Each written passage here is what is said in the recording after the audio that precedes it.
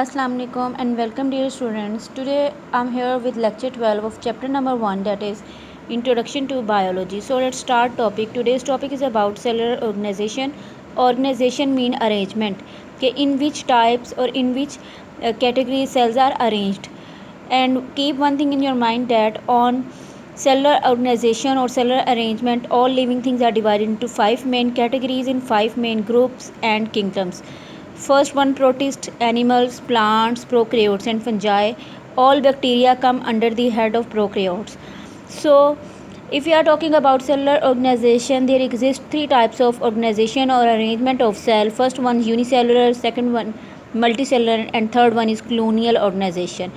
Now we will see in these organisms which type of group will contain which kind of organization. If we are talking about unicellular, uni mean one. It means that this organization will contain only those organisms which are made up of unicell or one cell.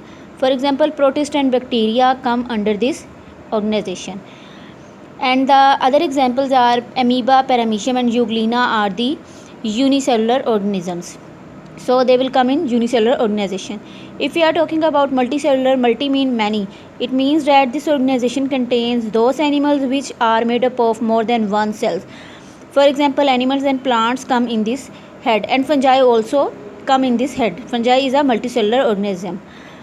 And colonial organization, this type of organization contain that organisms, that living things which are basically unicellular, but they maintain or but they exist in the form of colony or group.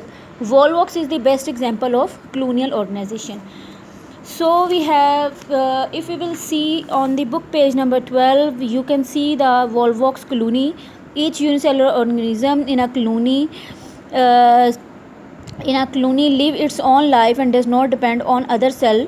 और हर cell जो इसके अंदर मौजूद है वो अपनी life खुद spend करता है और अपनी वाइटल रिक्वायरमेंट्स के लिए दूसरों पे डिपेंड नहीं करता.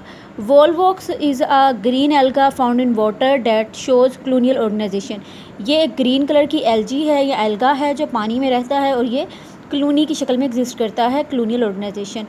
Hundreds of Volvox cells make a colony. Hundreds of Volvox cells live together and they form a colony.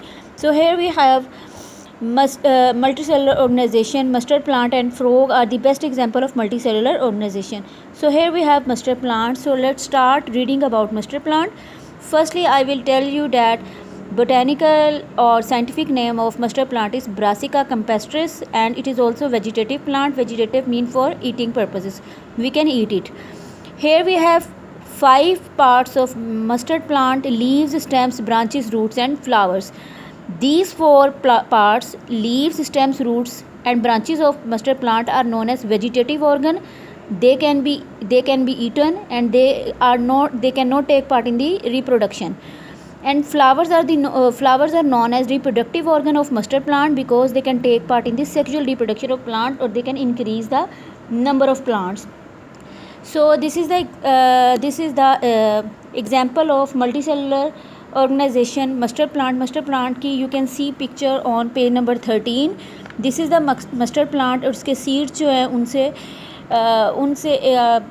Oil extract किया जाता है. और इस ऑयल अगर हम देखें, flowers are the reproductive part of the plant because they take part in the sexual reproduction and produce fruits and seeds. और fruits और सीड्स प्रोड्यूस करते हैं और इन सीड से ऑयल एक्सट्रैक्ट किया जाता है. If you are talking about frog, अगर हम फ्रॉग की बात करें तो let's have a look on frog. Scientific name of frog is Rana tigrina and it is a multicellular organisation. इसमें एग्जिस्ट करती है. इसमें डिफरेंट किस्म के ऑर्गन्स मौजूद होते हैं. माइनर से ऑर्गन है but they have organ. All frogs have organ: liver, brain, heart, kidneys. And these organs, when these organs put together, they form a organ system. So if there exist organ, it means that there are also exist tissues in organs. All these organs are made up of different tissues like epithelial tissues, glandular tissues, muscular tissues and nervous tissues. Glandular tissues are those tissues which can secrete hormones and secretions. Okay जी, some organs and organs system of frog have been described. Okay जी, ये explain कर दिए हैं. And you can see the frog. This is also example of multicellular organization. Mustard plant, it is also an example of multicellular organization. Here Volvox is an example of colony. colonial organization, paramecium, magnesium and euglena. These three are example of unicellular organization. So today we discussed about cellular organization 1.2.1 on page number 10 of your book. So you will today's diary is about you will learn cellular organization. So till the next lecture, Allah Hafiz and thank you and have a good day. Allah Hafiz.